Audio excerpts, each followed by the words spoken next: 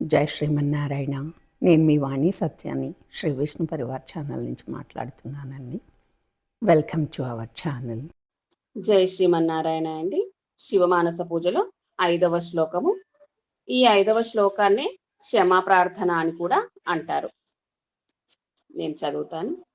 కరచరణ కృతం వా కాయజం కర్మజం వా శ్రవణనయనజం వా మానసం వా పరాధం విహితమవిహితం వా సర్వమేతత్ క్షమస్వ. జయ జయ కరుణాబ్ధే శ్రీ మహాదేవ శంభో.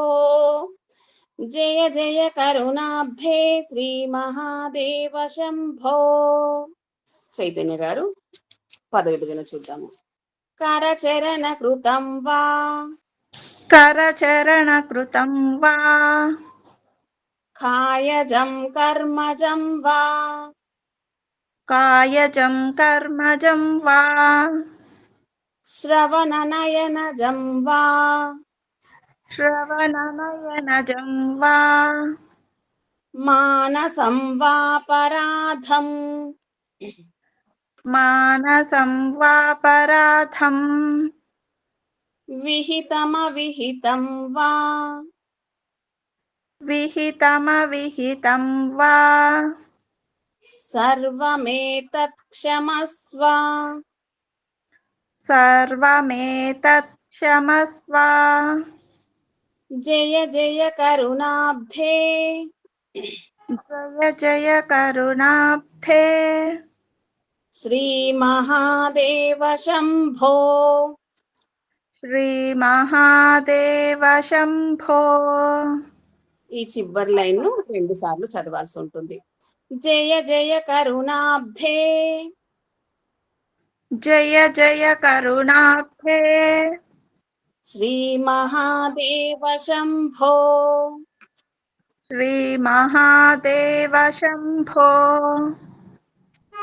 ఇప్పుడు సింగిల్ లైన్ చూద్దాము. కరచరణ కృతం వా కాయజం కర్మజం వా కరచరణ కృతం వా కాయజం కర్మజం వా శ్రవణనయనజం వా మానసం వా పరాధం శ్రవణనయనజం వా మానసం వా పరాధం విహితమవిహితం వా సర్వమేతత్ క్షమస్వ. విహితమవిహితం వా సర్వమేతత్ క్షమస్వ.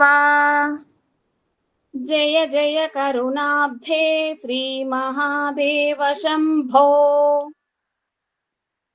జయ జయ కరుణాబ్ధే శ్రీ మహాదేవ శంభో. జయ జయ కరుణాబ్ధే శ్రీ మహాదేవ శంభో. జయ జయ కరుణాబ్ధే శ్రీ మహాదేవ శంభో. ఇప్పుడు 2 లైన్స్ చూద్దాము. కరచరణ కృతం వా కాయజం కర్మజం వా శ్రవణనయనజం వా మానసం వా పరాధం కరచరణ కృతం వా కాయజం కర్మజం వా శ్రవణనయనజం వా మానసం వా పరాధం విహితమవిహితం వా సర్వమేతత్ క్షమస్వ. జయ జయ కరుణాబ్ధే శ్రీ మహాదేవ శంభో. జయ జయ కరుణాబ్ధే శ్రీ మహాదేవ శంభో.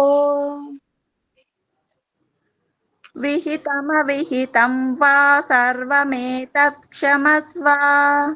జయ జయ కరుణాబ్ధే శ్రీ మహాదేవ శంభో. జయ జయ కరుణాబ్ధే శ్రీ మహాదేవ శంభో. ఇప్పుడు పూర్తి శ్లోకము. కరచరణ కృతం వా కాయజం కర్మజం వా శ్రవణనయనజం వా మానసం వా పరాధం విహితమవిహితం వా సర్వమేతత్ క్షమస్వ. జయ జయ కరుణాబ్ధే శ్రీ మహాదేవ శంభో.